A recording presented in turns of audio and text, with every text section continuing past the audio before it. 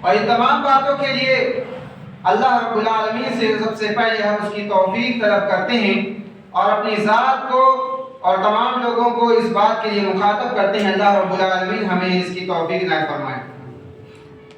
محترم سامعین اکرام، جب ہم پیارے نبی صلی اللہ علیہ وسلم کی ذات گرامی کی سیرت کا مطالعہ کرتے ہیں اور آپ نبی کریم صلی اللہ علیہ وسلم کی زندگی سے جو بھی احکام و فرامین ملتے ہیں اس پر چلتے چلتے صحابہ کرام کو ایسے بھی مواقع اور اوقات اور گھڑیاں ملتی ہیں کہ پیارے نبی صلی اللہ علیہ وسلم نے صحابہ کرام کو متنبہ فرمایا کہ ان اللہ زوال الارض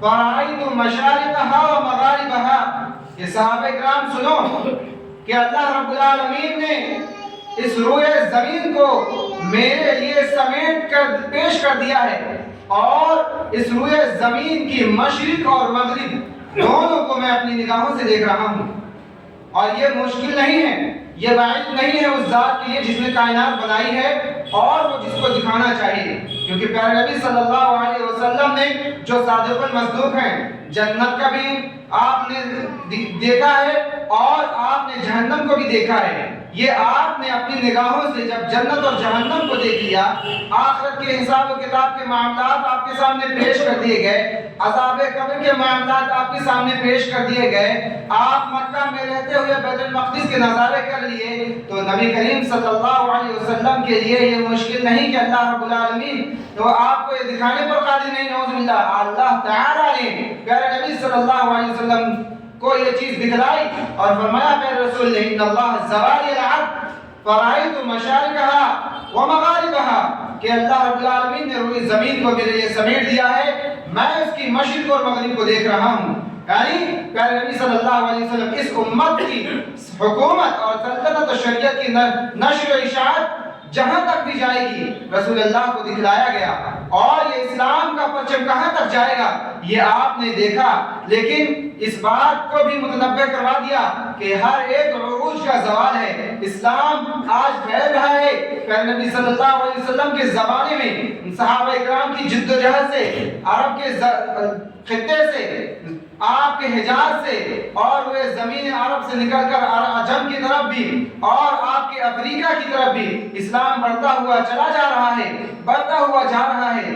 یہ دیکھتے دیکھتے اللہ کے رسول صلی اللہ علیہ وسلم نے صحابہ کرام کو اس وقت کے لیے بھی متنبہ فرما دیا، کیونکہ شریعت اور یہ اسلام آخری دن اس دنیا کے آخری دن تک کے لیے ہے اور مکمل ہے، جس میں کوئی شائبہ بھی شک و شبہ کا نہیں ہے، کمی کا کوئی شائبہ نہیں ہے۔ تو اس میں آپ نے فرمایا کہ یہ اسلام ہر کچے پکے گھر میں داخل ہو کر کے رہے گا، ہر ایک گھر کے اندر داخل ہو کر کے رہے گا، اور چاہے وہ چاہیں یا نہ چاہیں ان کے کانوں میں اللہ رب العالمین و پیارے رسول کا جو دین ہے پہنچ جائے گا، اب چاہے وہ اس کو تسلیم کرے یا نہ کرے۔ قرآن مقدس میں بھی اللہ رب العالمین نے فرما دیا ہے کہ اس دین کو ہم تمام دوسرے ادیان پر غالب کر دیں گے، چاہے وہ کافر کو کتنا ہی ناگوار گزرے، اور اللہ رب العالمین نے اس کو کر کے دکھایا۔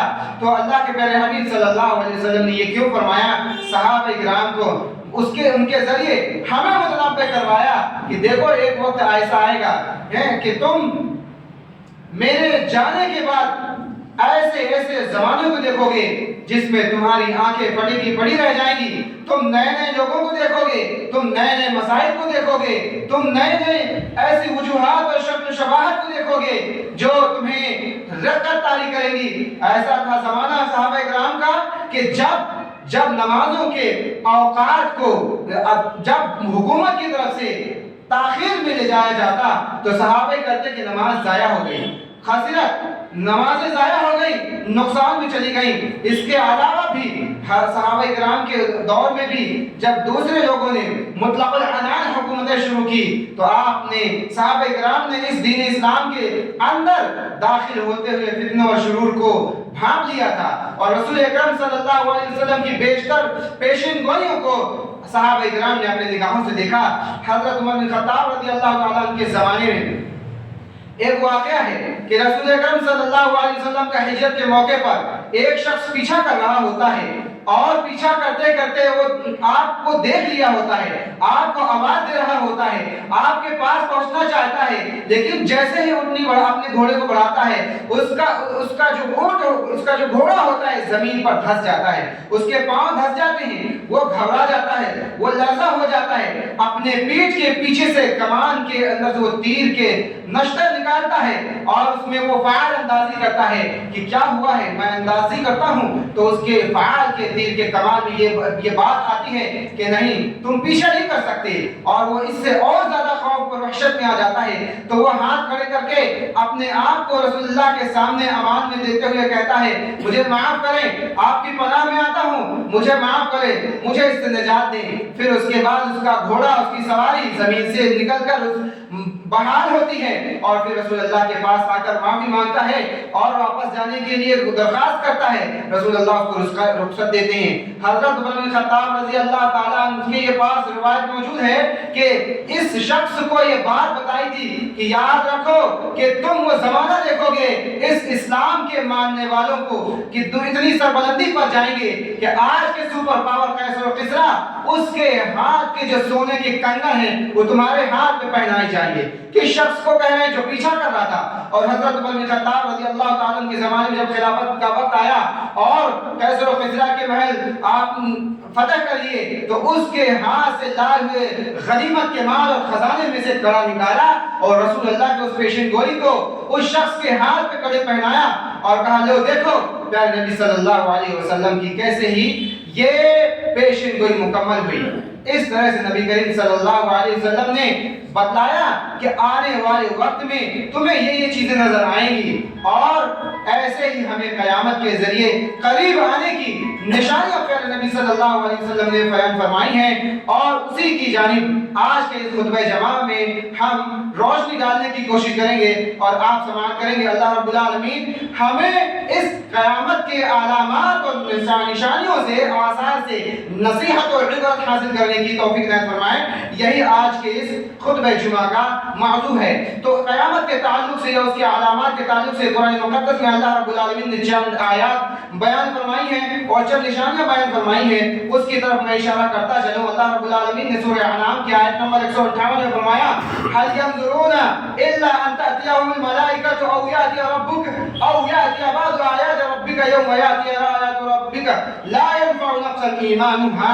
کیا بیان فرمایا اللہ رب العالمین نے کہ کیا یہ لوگ اس وقت کا انتظار کر رہے ہیں، کیا یہ لوگ اس وقت کا انتظار کر رہے ہیں کہ ان کے رب کی جانب سے ان کے پاس فرشتے آ جائیں۔ ایک بات تو یہ ہے کہ اپنی موت کا انتظار کر رہے ہیں، یہ پہلی بات۔ او یاتی ربک، یا ان کا رب براہ راست ان کے سامنے آ جائے، اس بات کا انتظار کر رہے ہیں۔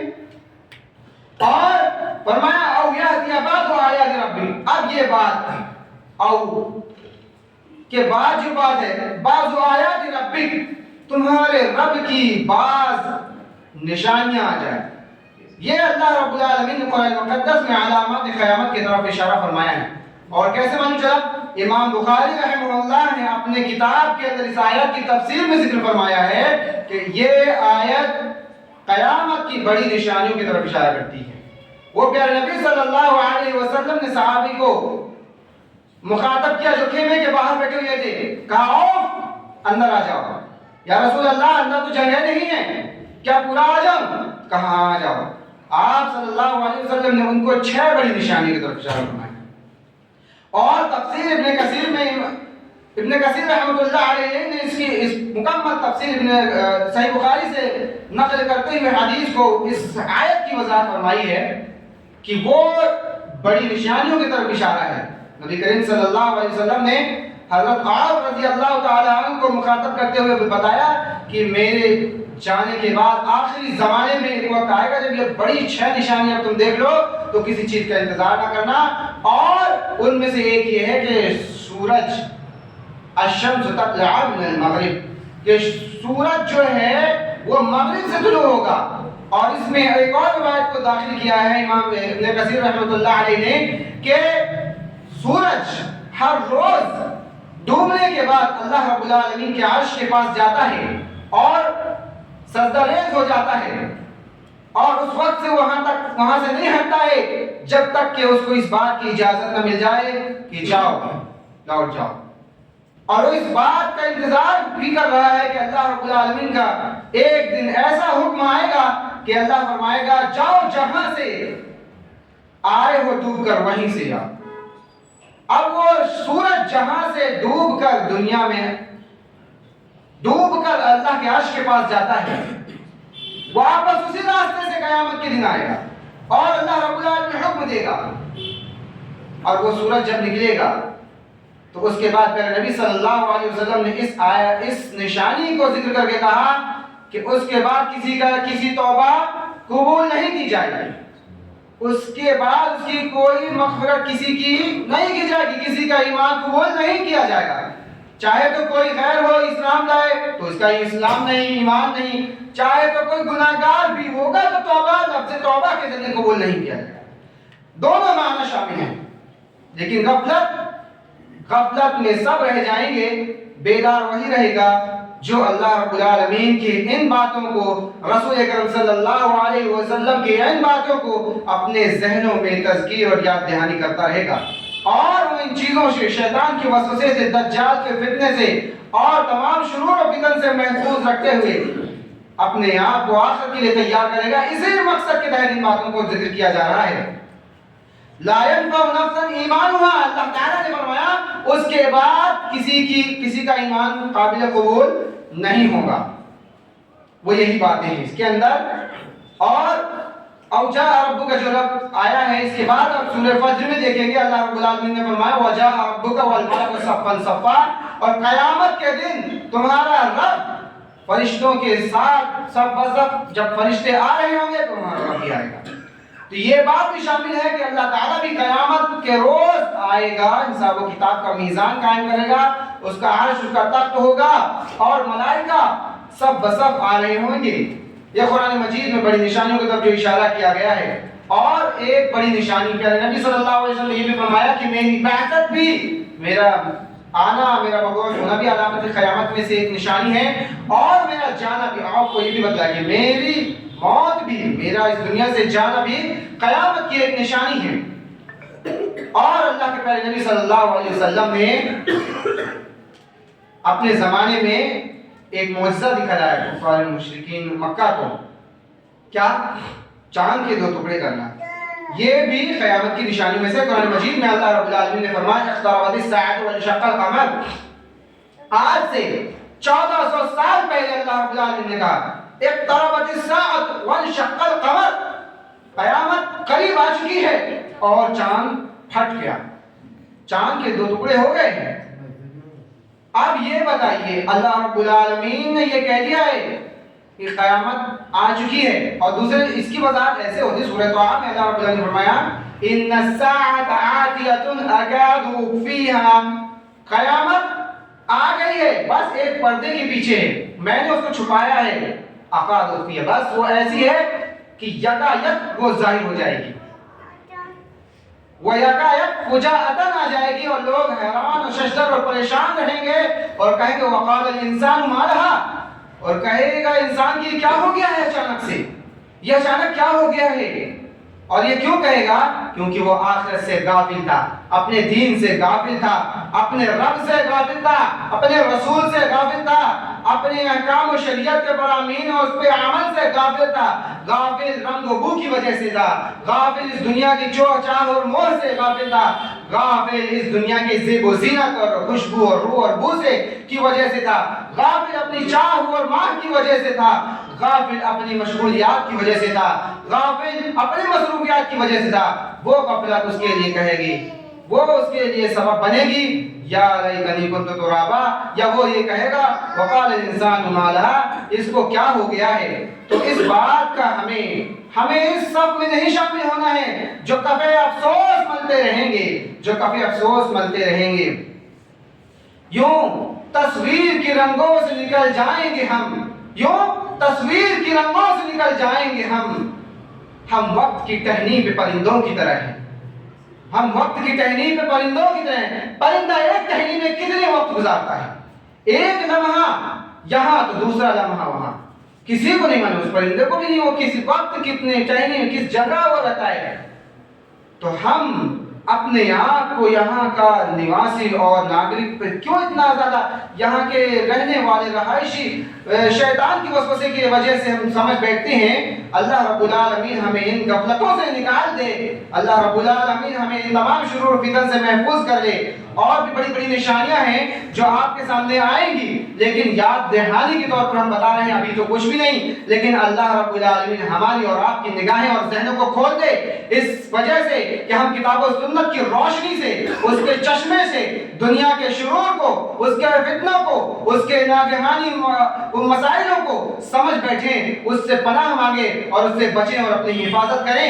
اللہ رب العالمین ہمیں محفوظ فرمائے۔ اللہ رب العالمین قرآن مجید میں فرماتا ہے حتى إذا جاء فتح أبواب يأجوج وماجوج وهم من كل حدب ينسلون۔ کیا فرمایا؟ حتى إذا فتحت يأجوج وماجوج وهم من كل حدب ينسلون، کہ جب یاجوج اور ماجوج کو اللہ رب العالمین کھول دے گا تو وہ ہر اونچے اور نیچے اونچی جانب سے نیچے کی اور دوڑتے چلے آ جائیں گے۔ اور یہ قرآن مقدس، میں اس آیت کو کیوں ذکر کر رہا ہوں؟ کیونکہ بہت سے ملحدین، منکرین حدیث، بہت سے فتنہ پرور، عقل کے پرستوکار لوگ جو ہیں حدیث کو کہتے ہیں یہ بہت سی من گھڑت باتوں کو پیش کرتی ہے اور قرآن سے ٹکراتی ہے، اس میں قیامت کا ذکر ایسے نہیں ہے جیسے یہ علامات بیان کرتے، قرآن میں تو کہیں نہیں ہے، لیکن قرآن کی آیات کو ذکر کر کے ان کو ہم مخاطب کر رہے ہیں اور ہمیں اپنی یاد دہانی کر رہے ہیں کہ ہمیں عبرت مل جائے اور انہیں ہدایت مل جائے۔ تو قرآن مقدس میں اللہ رب العالمین نے وہ تمام باتیں بیان فرمائی جو رسول اکرم صلی اللہ علیہ وسلم نے فرمائی ہے، وہ تمام چیزیں یکساں ایک طرف ہے، کوئی چیز علیحدہ نہیں ہے۔ تو اللہ رب العالمین نے یاجوج ماجوج کا جو ذکر فرمایا ہے، حدیث میں بھی ہے اور قرآن مجید میں بھی ہے، اس طرح سے فرمایا۔ تو وہ ایسی مخلوق ہے، وہ اللہ رب العالمین کی اور نوح علیہ السلام کی نسل میں سے ہیں، جو اس کو اللہ نے ایک پردے میں رکھا ہے۔ بہت سی ایسی قومیں تھی جسے اللہ نے تباہ کر دیا ہے۔ اللہ رب العالمین نے نوح علیہ السلام کی اولادوں میں بہت سو کو، ایک نسل تھی تملیک، جو بہت پہاڑوں جیسی اپنے جسامت میں چٹانوں جیسی بلند اور مضبوط تھی اور بہت زیادہ اپنے اندر طاقت و قوت رکھتی تھی، اور کیا اس کے اندر مخلوق دوسرے مقابلہ کر سکتے تھے، ہر چیز پہ قادر تھی، اللہ نے مضبوط بنایا تھا، لیکن ان کا یہ کبر ان کو خسارے پہ لے گیا، اللہ نے ان کو تباہ کر دیا۔ عاد اور ثمود بہت مضبوط، بہت بلند، بہت ترقی یافتہ، آج جتنا ہم سمجھ رہے ہیں اپنے زمانے میں وہ اتنا تھے، لیکن اللہ رب العالمین نے ان کی کبر کی وجہ سے، ان کے تکبر کی وجہ سے، ان کے جھٹلانے کی وجہ سے، اور ان کی غفلت کی وجہ سے، ان کے دین کی دوری کی وجہ سے ان کو برباد کر دیا، نابود کر۔ ہر قوم کو تباہ برباد کیا ہے، ہر اس قوم کو تباہ برباد کرے گا اللہ رب العالمین جو اس کے دین سے دوری اختیار کرے گا، جو اس کے دین سے غفلت کرے گا، جو اس کے دین سے بے رغبتی اور اعراض کرتے ہوئے اپنی روش پر قائم رہے گا، اپنے جان اور اپنے نفس کے مطابق فیصلے کرے گا، اپنے آپ کو، اپنے نفس اور اپنی جان اور اپنے مال کو اپنے من کے مطابق چلائے گا، اپنے دین کو اس پہ ترجیح کچھ نہیں دے گا، وہ صرف دین کو ضرورت کے مطابق، مسئلہ آ گیا ہے، ضرورت کے مطابق استعمال کرے گا۔ ایسے شخص کے لیے تو اس زمین پہ عذاب دوبارہ آئے گا، اس زمین جھجوڑی بھی جائے گی، دھسائی بھی جائے گی، چہرے مسخ کیے جائیں گے، بندر کے جیسے بھی اور سور کے جیسے بھی مسخ کیے جائیں گے۔ خسف اور مسخ و نسخ دونوں چیزیں اللہ کے رسول صلی اللہ علیہ وسلم نے علامت قیامت میں ذکر فرمائی ہیں۔ آپ کتب ستہ کی جتنے بھی ابواب کھولیں گے کتاب میں، امام محدثین نے ان کو ذکر کیا ہے، بڑی اہمیت تھی محدثین کے نزدیک۔ آج ہمارے علماء حدیث اور تمام عوام الناس اور جاہل حدیث کا طبقہ ہے، ہم اتنے غفلت میں آخرت کا کوئی بات نہیں پڑھتے، ایمان کا کوئی ایمانیات کا جو درس ہے اس پہ نہیں شامل ہوتے۔ ہم نے کتنی چیزوں کو ماننا ہے، جاننا ہے، کس پر عمل کرنا ہے، کوئی ضرورت نہیں ہے، جو جان لے اس پر چلے رہو، یہی کافی نجات کے لیے۔ محدثین نے کیسے ذکر کیا ہوا ہے، محدثین نے کیوں ذکر کیا ہوا ہے؟ اس لیے کہ ہم بھولے نہیں، غافل نہیں ہوں، ہماری لفظش، ہماری غفلت ہمارا گڈھا کھولے گی، ہمیں قبر میں عذاب میں ڈھکیلے گی، یہ غفلت ہمارے لیے ہی خسارہ ہے۔ فَارْتَقِبْ يَوْمَ تَأْتِي السَّمَاءُ بِدُخَانٍ مُبِينٍ، اللہ رب العالمین نے دخان، یہ قیامت کی دن ایک اور نشانی ہے کہ دھواں نکلے گا، اس کا بھی لوگ انکار کرتے ہیں نا، قرآن میں دیکھ لیں، قرآن کا انکار دیں وہ باہر ختم، تو اقتربت الساعۃ، قیامت قریب آ چکی ہے اور لوگ کیا ہے غفلت میں ہیں. اور ان الساعۃ آتیۃ اکاد اخفیھا، اللہ رب العالمین نے قیامت کو چھپا کر رکھا ہے. اللہ رب العالمین کو علم ہے کہ وہ کہاں ہے اور کب اس کو نکالنا ہے، اور اللہ رب العالمین ہی بہتر جاننے والا ہے، وہی عالم الغیب ہے.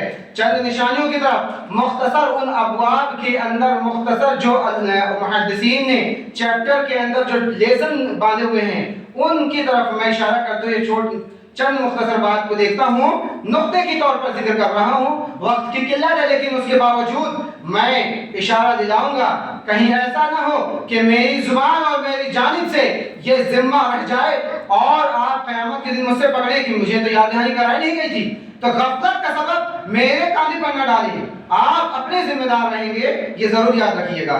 ظہور الفتن، فتن کا ظاہر ہونا صحابہ کرام کے دور سے ہو چکا ہے جب کہ عمر خطاب رضی اللہ عنہ کی شہادت ہوئی تھی. اس کے بعد سے مسائل مسلمانوں کے درمیان ابھرتے رہے. شدت الفتن کا یہ ہے اس قدر فتنے بڑھ جائیں گے کہ مومن اپنے لیے تمنا کرے گا، یا اللہ مجھے قبر کے پاس، کاش کہ میں اس قبر کے اندر ہوتا، اے کاش کہ میں اس سے دور ہو جاتا، کہ میں کیا ہوتا. اس قدر وہ اس شدت حرم اور شدت فتن کی وجہ سے، ایمان کے خسران و نقصان کی وجہ سے یہ کہے گا، اور اس حالات کی وجہ سے کہے جو اس کے اندر فیلنگ ہوگی ایمان کو لے کے، اس کے اندر جذبہ ہوگا کہ میں کیوں نہیں محفوظ کر پا رہا ہوں اپنے ایمان کو، عمل کو، دین کو. تحفظ کچھ بھی نہیں ہے، میں کس قدر خسران، میں کہاں چلا جاؤں، وہ اس کے اندر طلب ہوگی. صحابہ کرام خوف کھا جاتے تھے جب بہت تیز ہوا چلی اور باہر سے نکل کے دوڑ کر مسجد میں آ رہے. اللہ کے رسول کہتے خبراوت، میرے سامنے اگر کچھ ہوگا تو میں تمہارے لیے کافی ہوں. پیارے نبی صلی اللہ علیہ وسلم دیکھتے ہیں کہ وہ سورج پہ گرہن ہو چکا ہے، دوڑ کر سارے صحابہ کرام رسول اللہ مسجد کی اور بھاگتے تھے اور نمازوں کا اہتمام کرتے تھے. یہ کیفیت ہوتی تھی کس کی کہ کہیں اللہ رب العالمین نے مخفی کر رکھا ہے، یہ تو بتا دیا نہیں کہ کب ظاہر ہوگا، لیکن خوف کہ اس بات سے تیار رہیں کہ ہماری غفلت میں موت نہ آ جائے، ہماری گرفت ایسی نہ ہو جائے. تو شدت الفتن بھی اس قدر ہوگا، اس قدر ان کو غفلت والوں کو کیا پتہ چلے گا. غفلت والے ایسے ہوں گے کہ ان کے اوپر پہاڑ بھی گناہوں کا ہوگا تو وہ کیا کہیں گے کہ کوئی مسئلہ نہیں، اور جو بیدار ہوں گے تو ان کے مکھے بھی ناک میں بیٹھ جائے گی نا فتنے کی، تو وہ بے چین رہیں گے کہ یہ دور ہو جائے اللہ کی پناہ ایسے شرور و فتن سے.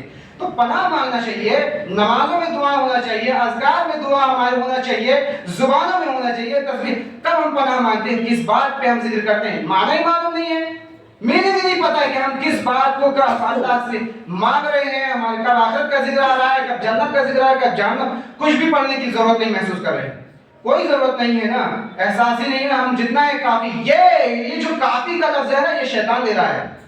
یہ الذی یوسوس فی صدور الناس میں دوسرے نہیں ہے، ہم خود بھی شامل ہیں. ہمارے اندر شیطان دوڑ رہا ہے نا. اللہ کے پیارے حبیب صلی اللہ علیہ وسلم فرماتے ہیں انسان کے، ہر انسان کے رگوں میں خون کی طرح شیطان گردش کر رہا ہے. تو اس طرح سے آپ دیکھ رہے ہیں ذہاب العلم، علم کا اٹھ جانا. علم کا اٹھ جانا کیا ہے؟ ہمارے محلے میں، ہمارے شہر میں، کسی بھی شہر میں 1000 ہیں، 10,000 ہیں، 1 لاکھ ہیں، 5,000 ہیں، 500 لوگ ہیں. کتنے لوگ سرنے کرنے پر کتنے قرآن و سنت کو اپنے طور پر پڑھتے ہیں اور علماء سے جوڑ کر کے اس کی اصلاح کرتے ہیں؟ کتنے کرتے ہیں؟ ذہاب العلم کا مطلب یہی ہے کہ وہ کیا کریں گے؟ سیکھنے کا جذبہ کھو دیں گے. وہ سیکھنا نہیں چاہیں گے، وہ جاننا نہیں چاہیں گے، وہ پڑھنا نہیں چاہیں گے. پڑھنے کا دور ختم ہی ہو گیا، پڑھنے کا دور ختم ہو گیا. سن لیں گے، یاد رکھیں گے، عمل کریں گے. صحابہ کا کیا تھا؟ جس کو جتنا لکھنا آتا تھا لکھتا تھا، وحی سے، رسول اللہ کی حدیث سے، باتوں سے، تابعین سے، تبع تابعین سے. یہ لکھنے کی وجہ سے کتابیں ہمارے پاس، ہم نے جو سیکھا ہے لکھنے کی وجہ سے، پڑھنے کی وجہ سے، طلب کی وجہ سے نہیں ہوگا. ہم مر جائیں گے، کتابیں رہ جائیں گی، کوئی پڑھنے والا. اسی کا مطلب ہے ذہاب العلم. اور ایک معنی یہ ہے قبضۃ العلماء، علماء کو اٹھا لیا جائے. اور آپ دیکھ لیں بکثرت علماء، مفسرین، محدثین اور مخرجین، جتنے بھی لوگ تخریج کرنے والے، حدیث والے، تفسیر والے، داعیان ہیں، مخلصین ہیں، سب ظاہر ہیں. اور چند ایسے نوجوان بس اٹھیں گے، ان کو دین کا علم نہیں، چند دو کلمے جان لیں گے اور پھر وہ جو ہے کتاب و سنت سے ہٹ کر اپنی فکر کو قائم کرنے لگیں گے. تو ذہاب العلم ہے، کافی نہ رہیں کہ ارے ہمارا مدرسہ تو قائم ہے، قرآن تو پڑھی جا رہی ہے. ایسا ہی تصور تھا صحابہ کا. یا رسول اللہ یہ بتائیے تو جو قرآن موجود ہے، ہم پڑھا رہے ہیں، صحابہ پڑھا رہے ہیں، سب تو پڑھ رہے ہیں، تو یہ علم کہاں چلا جائے گا؟ دین کیسے چلا جائے گا؟ ہم پڑھ رہے ہیں، سب پڑھ رہے ہیں، سب پڑھیں گے قیامت تک؟ پھر کہے صحابہ کو اس کہے مخاطب کر کے اے شخص فلا تجھے میں تو بہت سمجھدار سمجھتا تھا لیکن تو نہ سمجھ نکلا، تیری ماں تجھے گم پائے۔ کیا کہا کہ یہودی بھی نصرانی بھی انہوں نے بھی کتاب رکھی تھی اپنے پاس، لیکن رکھی تھی بس، ان کو پڑھا نہیں، سمجھا نہیں، اور اپنے من سے دین پہ چلتے رہے، اپنے من سے زندگی گزارتے رہے۔ تو جس قدر وہ غافل اور ناکام نامراد تم بھی ہو سکتے ہو۔ حقوق الوالدین، والدین کی نافرمانی، اب ہر کوئی جو اولاد والا ہے دیکھ لے اپنے جذبے پہ، اپنے مقام پر آ کر کے کہ کیا اس کی ہر بات پر اولاد لبیک کہہ دیتی ہے۔ جو صاحب اولاد ہے وہ سمجھ سکے گا نا، جس کی اولادیں بالغ ہیں وہ زیادہ اچھے سمجھے گا کہ حقوق الوالدین مطلب والدین کی نافرمانی کس حد تک کہاں ہوتی ہے، اس کا تو جائزہ بآسانی مل جائے گا، اس کے لیے کوئی مثال کی ضرورت نہیں ہے۔ اور فقدان العمل یہی ہے جو حدیث میں نے پہلے بیان کی تھی، وہ اس پہ ہی استدلال کرتی کہ عمل کیسے اڑ جائے گا؟ پڑھا جائے گا، پڑھتے رہیں گے، اور پڑھنے والے پڑھیں گے اور ایک دوسرے سے گفتگو کریں گے اور اسٹیج سجائیں گے، عمل کچھ نہیں ہوگا۔ 10 لاکھ 5 لاکھ 20 لاکھ 1 لاکھ خوب خرچ ہوں گے اسٹیج میں، لیکن عمل کے لیے نہیں آئے گا کوئی کہ نہیں یہ بات ہے میں اس پہ حاضر ہوں۔ ایک ایسی جماعت اور تنظیم ہے جو اس کو لے کے ریگولر چلے، 5 لوگ ہم مسجد میں بیٹھے ہیں، درس ہونا چاہیے، 2 دن ہو 4 دن ہو، یہ سیکھنے کے طور پر ہو جائے، 1 دن ہو جائے، کچھ ہمیں ایسا بتاتے چلیں کہ ریگولر ہم کچھ جان رہے ہوں، سیکھیں۔ یہ میں نے قیامت کے علامات قیامت کو کیوں رکھا؟ اس سے پہلے تو آخرت کا رکھا تھا۔ ایک سیکوینس ہے کہ 2-4 ہفتے میں مغز میں کچھ بیٹھے گا، کچھ تو بیٹھے گا، انداز بیاں گرچہ بہت شوق نہیں ہے، شاید کہ تیرے دل میں اتر جائے میری بات۔ وہ کیا اترے گا؟ وہ اللہم اہدنا آمین یا رب العالمین۔ رفع الامانہ، امانت آج کوئی بھی چیز نہیں۔ امانت جیسی کیا چیز ہے؟ امانت کسے کہتے ہیں، کیا ہوتی ہے، کچھ بھی نہیں معلوم، اور کسی کو تجسس بھی نہیں ہے، اور اس لیے نہیں ہے کہ وہ اوپر قائم بھی نہیں رہے گا، نہیں رہ سکتا، کس کے پاس کیا رکھا گیا ہے، کس طرح رکھا جاتا ہے، کیا اس کی کنڈیشن ہے، کچھ بھی نہیں پتا۔ تو امانت کا تو اب تصور بھی ختم ہو رہا ہے، تو اب کیا سمجھیں گے؟ اس کے معلوم سے امانت پہ خیانت ہوگی، یعنی امانت ایک طور پر دین بھی ہے جس پر خیانت کی جاتی ہے۔ امانت ہر وہ چیز ذمہ داری ہے جس ذمہ داری دیا گیا ہے لیکن اس کو کما حقہ ادا نہیں کیا جا رہا ہے، اس سے بائی پاس نکلا جا رہا ہے، فارمیلٹیز ادا کری جا رہی ہے۔ میری فارمیلٹی تھی، that's all, it's completed by me. تو یہ جو ہے نا، یہ جو آ رہی ہے فیلنگ، یہ جو چیز، یہی اپنا وسوسہ ہے کہ لوگوں نے اپنے آپ کو جو ہے رب بنا، اپنے نفس کو اپنا معبود بنائی۔ اس کے بعد اب دیکھیے دھوکہ دھڑی، ضیاء العہد، وعدے کا ضائع کرنا، کوئی وعدے کی اہمیت نہیں ہے۔ شہادت الزور، جھوٹی گواہی دینا، بے شمار ہے۔ آپ لوگ عدالتوں سے اور وکیلوں سے سب سے اچھی طرح واقف ہیں، جو لوگ وکیل ہیں وہ بھی اچھی طرح سے جانتے ہیں کیا ہوتا ہے جھوٹ بولنا، جھوٹی گواہی کا ہونا۔ خداع رحم، سماج میں ایک بڑی چیز یہ بھی ہے کہ رشتہ داریوں کا کاٹنا بہت آسانی سے ہو جاتا ہے چھوٹی چھوٹی باتوں کی وجہ سے، اور صبر کا مادہ ختم ہونے کی وجہ سے، آپسی تعلقات ختم ہونے، اس کی وجہ سے ہماری عمریں کم ہو رہی ہیں، رزق میں برکتیں ختم ہو رہی ہیں، اور جو چاہتا ہے جس کی عمر اور رزق میں کشادگی ہو وہ صلہ رحمی کیا کرے۔ کتمان الحق، حق کو چھپانا بھی کثرت سے ہے۔ 99 لوگ جو ہے دین کو چھپانے میں لگے ہیں، اور کوئی 1% اللہ نے اپنے دین کو غالب کرنے کے لیے کو رکھا ہے ایسا، لیکن اس کے ساتھ جو لوگ ہیں اس پر قائم نہیں ہیں، اس لیے وہ بھی کمزور ہیں، اور ایک وقت ایسا آئے گا کہ اللہ تعالیٰ اس کی صحیح تمام کر دے گا۔ اس طرح سے سوء المجاورہ، ہر شخص اپنے پڑوسی کے تعلق سے جائزہ لے لے کہ قیامت کی علامات، یہ جو میں بتا رہا ہوں اپنی طرف سے نہیں بتا رہا ہوں، یہ میں نے حدیث کی کتابوں سے چیپٹر کا نکالا ہے کہ اس میں بہت ساری حدیثیں ہیں اور بہت ساری بتا نہیں سکتے، لیکن ان چیزوں کو یاد کرنا ہماری ذمہ داری ہے۔ ہم کر کیا رہے ہیں؟ Where we reached، کہاں ہم پہنچ گئے ہیں؟ فَأَنَّا تُؤْفَكُونَ، کہاں تم کھو گئے ہو؟ تو دیکھنا چاہیے، we have to know that، ہم کو یہ جاننا ہوگا کتمان الحق، حق کو چھپانا اور پڑوسی کے ساتھ برا سلوک کرنا اور اخلاق کی قدر نہ کرنا، اس کی پامالی، یعنی اخلاق جیسی کوئی چیز ہی نہیں ہے۔ کسی صاحب نے کہا مستقل مزاجی، کسی شخص نے نام لیا، 15-20 سال بعد میں نے ایک لفظ کسی زبان سے سنا ہے، مستقل مزاجی۔ میں تو پڑھا تو میں جانا ہوں، لیکن مستقل مزاجی کیا ہے، خیرت کیا ہے، حمیت کیا ہے، ضمیر کیا ہے، اخوت کیا ہے، الفت کیا ہے، انسیت کچھ بھی نہیں معلوم. یہ اخلاق کا حصہ ہے. اور سب میں تو بہت اچھا اخلاق والا ہوں، انکمپلیٹڈ. تو یہ جو ہے نا، یہ فیلنگ آ رہی ہے کہ میں نے مسکرا کے دیکھ لیا، یہ بس فائن انف. یہ جو ہو ہے نا کہ کمپلیٹ ہو گیا، یہ اخلاق کمپلیٹ نہیں ہے. یہ حمیت کا ہونا، یہ خیرت کا ہونا، یہ خودداری کا ہونا، یہ ضمیر کا ہونا، یہ مستقل مزاجی کا ہونا، یہ سب چیزیں یہ اسٹڈی کی ہیں. یہ ہمیں تربیت کا حصہ ہے. اور ماں باپ تو خود ہی نہیں جانتے اس چیزوں کو، تو اولاد کو کیا سکھائیں گے؟ اور اسی کے بدولت ہمیں جو ہے اولاد سے کیا ریئیکشن ملتا ہے؟ نافرمانیاں. اور ہم سکھاتے کیا ہیں؟ 15 سال 20 سال کالج ہے، اسکول ہے، فل ایجوکیشن ہے، ویل ایجوکیشن ہے، لیکن بعد میں اس کے اندر کیا ہے؟ کوئی مغز نہیں ہے. وہ انسانیت کو پہچان نہیں سکا، وہ زمین پہ چلنا سیکھ نہیں سکا. وہ کیا جانے گا، وہ کیا کرے گا ان چیزوں کا؟ یہی تباہی ہے اس علم کی کہ ایک نشانی یہ بھی کہ علم تو بہت بڑھ جائے گا یہ کالجوں کے اعتبار سے، کہ علم تو بہت بڑھ گیا کالج اور تحقیق اور ریسرچ کے اعتبار سے، لیکن جو ایکچوئل نالج ہے، جو علم ہے جو اللہ تعالیٰ نے انسانیت کے لیے نازل کیا، اس سے کوئی سروکار نہیں، کیونکہ وہ تو عمل کے لیے ہے نا. اس کے ساتھ ہی تسلیم المعرفہ، جان پہچان کو سلام. میں کسی کو سلام کر لوں اور نہیں جانتا تو کیا کہتا ہے؟ آپ کو پہچانا نہیں. تو یہ کیا ہے؟ ہم کو پتہ چل گیا نا کہ آپ کہاں آ چکی ہے، ہم کہاں آ چکے ہیں. یہ بات ہے کہ پہچانتا ہی.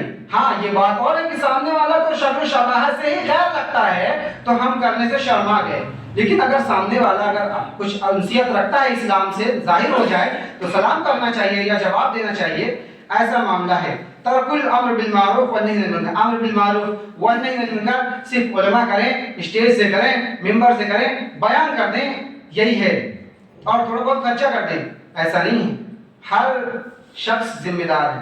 کس طرح سے؟ وہ اس جماعت کے ساتھ، وہ علماء کی ٹیم میں اس ذمہ داری کو ادا کرے کہ اللہ کے پیارے نبی صلی اللہ علیہ وسلم نے کیا فرمایا کہ تمہارے پاس اگر ایک بھی آیت آ گئے تو اس کو دوسرے تک پہنچاؤ، لیکن ایک نظام کے تحت، اور لگے رہو، مطلب اس پہ کام کرو.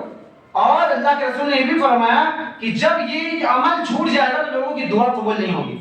وہ جو شخص یہ کام چھوڑ دے اس کی دعا قبول نہیں ہوگی. تو یہ اس کا بہت بڑا خامیازہ ہے. تشبہ شیوخ بالشباب، یہ جو بوڑھوں کا ہے جوانی کا اختیار کرنا، ایک یہ بھی ہے نا. تو یہ چیز تو معاشرے میں بہت اچھے انداز سے دیکھی جا سکتی ہے. نااہلوں کا حکمران بننا، تو یہ جو نااہلوں کا حکمران بننا ہے پچھلے 500 سالوں سے چلا آ رہا ہے، لیکن 500 سال سے لوگ غافل ہیں. اپنا ریئیکشن، اپنا عمل، اپنا جو ہونا چاہیے آپس میں کام کرنے کا کچھ بھی نہیں ہے، بلکہ یہ 500 سال سے نااہل، اس سے بھی کہیں زیادہ آپ شمار کر سکتے ہیں کہ جو خطاب و سنت کے ذریعے نہیں ہو رہا ہے کام، وہ سب اسی میں شامل ہے. اور حب الدنیا و کراہیت الموت، کہ دنیا سے محبت اور موت سے نفرت. میں فلاں نہیں جگہ جاتا، میں یہ کام نہیں کر، موت سے بھاگنا، موت سے بچنا نہیں. اس وجہ سے نہیں کہ بھائی اپنے آپ کو کیوں جوخم میں ڈالیں، خود موت کے گلے لگانے کی والی بات نہیں ہے.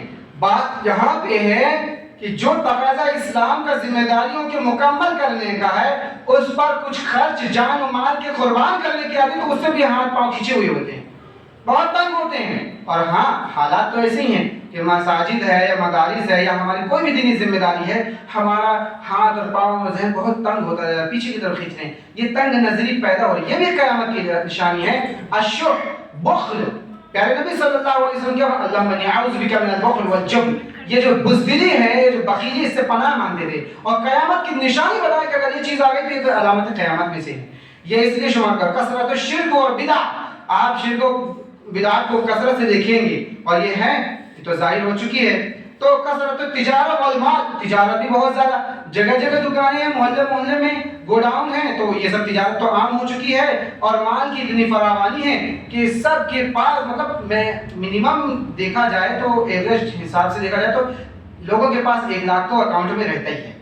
ایک تو ایوریج جو ہوتا ہے نا، وہ جو ایوریج متوسط درجے کا ہوتا ہے کھانے والا، اس میں حرج نہیں ہے کہ یہ ایسا کیوں ہے، ہونا چاہیے، اس میں مذاکرے والی بات نہیں ہے، لیکن ہے کمپیئر دین بیفور، یعنی جس سے پہلے تھا اس کے موازنے میں تو ہے نا بیٹر دین. تو اب یہ دیکھیے کس ہوا الخدا، دھوکہ دھڑی اور جھوٹ کی کثرت، زنا اور شراب اور حرج، یہ بہت زیادہ ہو جائے گا۔ اور اس روایت کو اتنی کثرت سے صحابہ نے بیان کیا، اتنی کثرت سے بیان کیا ہے۔ حرج کے بارے میں سوال کیا ہے، حرج کیا ہے؟ قتل کی غلط گری کا بڑھ جانا۔ یہ تمام چیز، اس میں سب سے زیادہ اہم اور سب سے زیادہ امپورٹنٹ چیز کو آپ سن لیجئے کہ کیا ہے، وہ اب میں بتا رہا ہوں۔ کاسیات والعاریات، کپڑے پہننے کے باوجود پڑھانا لکھنا، یہ عورتوں میں جو ہے، جو ماڈرن ٹائم چل رہا ہے، وہ ایڈوانس جو مائنڈ سیٹ چل رہا ہے نا، وہ اس کی وجہ سے کہ یہ چیز نظر آئے گی کہ ہماری چیزیں، اور وہ اس قدر زیب و زینت کا کہ وہ عورتوں کی جو چوٹیاں ہیں وہ اٹھنی کی کوہان کے معنی جوڑا اوپر رکھ کر کے باندھتی ہوئی ہیں، اور اس پہ یا تو دوپٹہ باندھیں گی یا تو نقاب حجاب باندھیں گی۔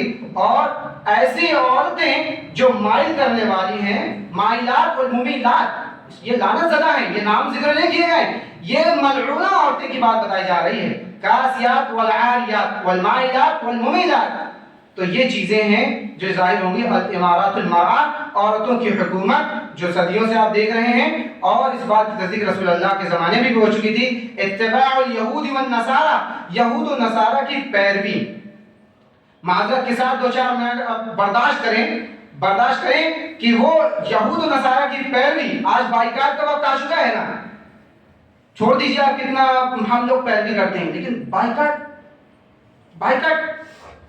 نہیں ہو پا رہا۔ ایوری تھنگ یہود اسرائیلی ہے لگتا ہے، ہم تو جی نہیں سکتے۔ ایک زمانہ تھا کہ وہ بائیکاٹ کا جو ہے ہندوستانی کر رہے تھے، انگریزی سوال نہیں سوال کریں گے، اس وقت بھی بہت کچھ ہوا۔ آج مسلمانوں کے درمیان بائیکاٹ بھی نہیں ہو پا رہا، کچھ بھی نہیں۔ نہ کرو نا استعمال، اگر مطلب ہم کہاں گئے، خدا نخواستہ اگر اللہ اس زمین کو جھنجھوڑ دے اور ہمارے گھر تہس ہو جائیں اور زندہ بچ جائیں، باقی سارے لوگ بچ جائیں اور کچھ بھی نہ بچے، پھر کیا کرو گے؟ پھر کون سا پروڈکٹ یوز کرو گے؟ کون سی الیکٹریسٹی لاؤ گے؟ بتاؤ کون سا ایڈوانس ٹیکنالوجی یوز کرو گے؟ خدا کا ساری چیزیں زمین بوجھ ہو جائے، آپ زندہ ہو گئے جگہ پر، میدان پہ ہو، سب گئے تھے میدان پہ استسقاء کی نماز پڑھنے، اچانک زلزلہ آ گیا اور سب زمین بوجھ ہو گیا، گھر میں کچھ بھی نہیں ہے۔ اب بتائیے what will you do with this situation؟ اس وقت آپ کیا کریں گے؟ کچھ بھی نہیں رہے گا۔ اس کنڈیشن کو کیوں نہیں آتے ہیں آپ؟ تب آپ ریئل کنڈیشن پہ آئیں گے کہ صحابہ کیسے گزر کر رہے ہیں۔ ہم تو نہیں کہتے کہ ویسا ہی جیو، کہ ویسا ہی کھاؤ، ایک کھجور پہ گزارا کرو، آپ کھاؤ 4 روٹی جس کی جتنی بھوک ہے، لیکن اس کو کیوں بھلا دیتے ہو کہ اگر بائی چانس اگر یہ آ گئی تو ہم کیسے جئیں؟ ہماری اولاد ہائے، تو اس پہ نہیں جانا ہے، اس چیز سے بچنا ہے، تقاصر، اس چیز سے بچنا ہے کہ ہر کنڈیشن میں۔ آج سے 15-20 سال پہلے ایک اسکالر کا میں نے مختصر کا، چاہے وہ جس فیلڈ کا تھا اسپیشلسٹ، لیکن ایک بات کہی تھی، اپنی اولادوں کو اس بات کے لیے تیار کرو، تربیت میں شامل کرو کہ کچھ بھی نہ ہو تو وہ سروائیو کرے اینی ویئر، کہیں بھی وہ ہو، سروائیو کرے۔ رسول اکرم صلی اللہ علیہ وسلم بتایا تھا کہ جب ایسے فتنے آ جائیں گے کہ تمہارا جینا مرنا محال ہو جائے گا، جان و مال سب غارت ہونے لگی، ایسی جگہ چلے جانا جو دور ہو آبادی سے۔ ایسا بھی بتایا کہ ہر کنڈیشن کے لیے سولوشن ہے، بھاگنا نہیں ہے، بھاگنے والے کے لیے اگلا قدم جہنم میں ہے، کہ جو دجال کے جنت پر ٹھہرے گا دراصل وہ جہنم ہے۔ اور ایسے ہی اس وقت بھاگنا اسلام و دین و شریعت سے ایسے ہی ہے کہ ایک قدم میں جہنم، ایک قدم میں 1 روپے میں عذاب جہنم پیٹ کے اندر ہے، 1 روپے میں خوف۔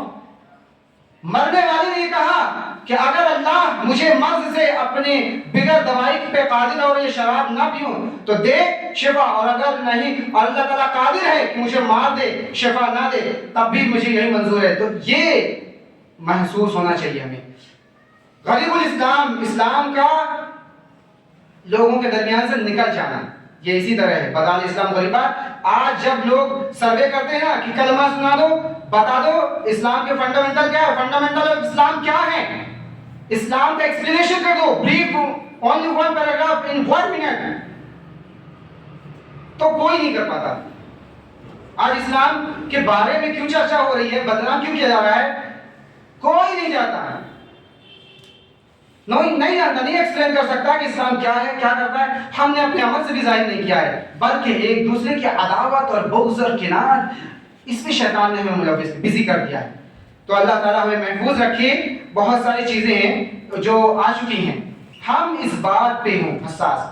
مجھے ہر بار ممبر پہ نہیں آنا ہے، ہر بار آپ سے مخاطب بھی نہیں ہونا ہے، لیکن اس بات کے لیے تیار رہنا ہے کہ اللہ مجھے اگر موت آئے تو تیرے دین، تیرے اسلام کے حالت اور ایمان کے ساتھ آئے. میں کسی گناہ اور کسی جرم میں نہ رہوں، مجھے تو معاف کرنا. میری ذمہ داری مکمل ہو جائے اور لوگوں کو ہدایت اور نصیحت مل جائے، مجھے بھی عمل کی توفیق مل جائے اور لوگوں کو بھی عمل کی توفیق مل جائے. 5 لوگ ہوں یا 10 لوگ ہوں یا 50 لوگ ہوں، وہ مضبوط ہوں، آپس میں اتحاد کے ساتھ ہوں، توحید کے ساتھ ہوں، جمنے والے ہوں. وہی اللہ کو منظور ہے، وہی حزب اللہ ہے. جو حزب اللہ الغالبون قرآن مجید میں جو اللہ رب العالمین نے فرمایا ہے. اللہ تعالیٰ سے دعا ہے کہ بار العالمین خوش نہیں، تیرے نبی کی جو بتائی ہوئی باتیں اس پر عمل کرنے کی توفیق دے. تیری کتاب جو تو نے نازل کی ہے اس پر ہمیں قائم فرما دے. ہمیں سچی اور صحیح معنوں میں توفیق اور توحید اور ہدایت نصیب عطا فرما. جو کچھ بھی تو نے کھانے اور پینے رہنے کو دیا اس پر قناعت نصیب کر، اس پہ صبر دے، اس پر ایثار دے، اس پہ ہمیں انسیت دے. اور تیرے بارگاہ میں حاضر ہوں تو میری گرفت نہ ہو، مجھے تو معاف فرما دے. میری تو قیامت کے دن گریبان نہ پکڑے اور نہ کوئی شخص پکڑے. میں تیری بارگاہ میں آؤں تو مجھے معاف فرما دے. میں کسی بات سے، کسی عمل سے امید نہیں، تیری رحمت سے امید ہے. لیکن پروردگار الہ العالمین، اس تمام فتنوں اور شرور سے جو دنیا میں چل رہے ہیں، مجھے کسی پہ ملوث مت کرنا. میرے دل کو ہدایت دینے کے بعد ٹیڑھا مت کر دینا. ربنا لا تزغ قلوبنا بعد إذ هديتنا وهب لنا من لدنك رحمة إنك أنت الوهاب. اللهم صرف قلوبنا وثبت قلوبنا الى دینک. تو اپنے دین پر ہمارے دین کو جما دے اور ہمارے اولادوں کی صحیح تربیت فرما دے. ہماری عورتوں کو اصلاح فرما دے، ہمارے مردوں کی اصلاح فرما دے. ہمیں صحیح معنوں میں کتاب و سنت کے تقاضے کے مطابق جم اس پر عمل کرنے کی توفیق عطا فرما دے. ہمارے گناہوں کو معاف فرما دے، آپس کی ناچاریوں کو دور فرما دے. مسجد کو آباد کرنے والے، مسجد کو آباد کرنے والے، دوری پیدا کرنے والے نہیں، گنجائش نکال کر آنے والے ہمیں ان صفوں میں شامل کر دے جو کامیاب ہیں. اللہ ہمارے گناہوں کو معاف فرما، اللہ ہمارے گناہوں کو معاف فرما، بیماروں کو شفا دے اور مرحومین کی مغفرت فرما. وصلی اللہ علی نبینا محمد واقول قولی ھذا واستغفروہ انہ هو الغفور الرحیم. السلام علیکم ورحمۃ اللہ وبرکاتہ.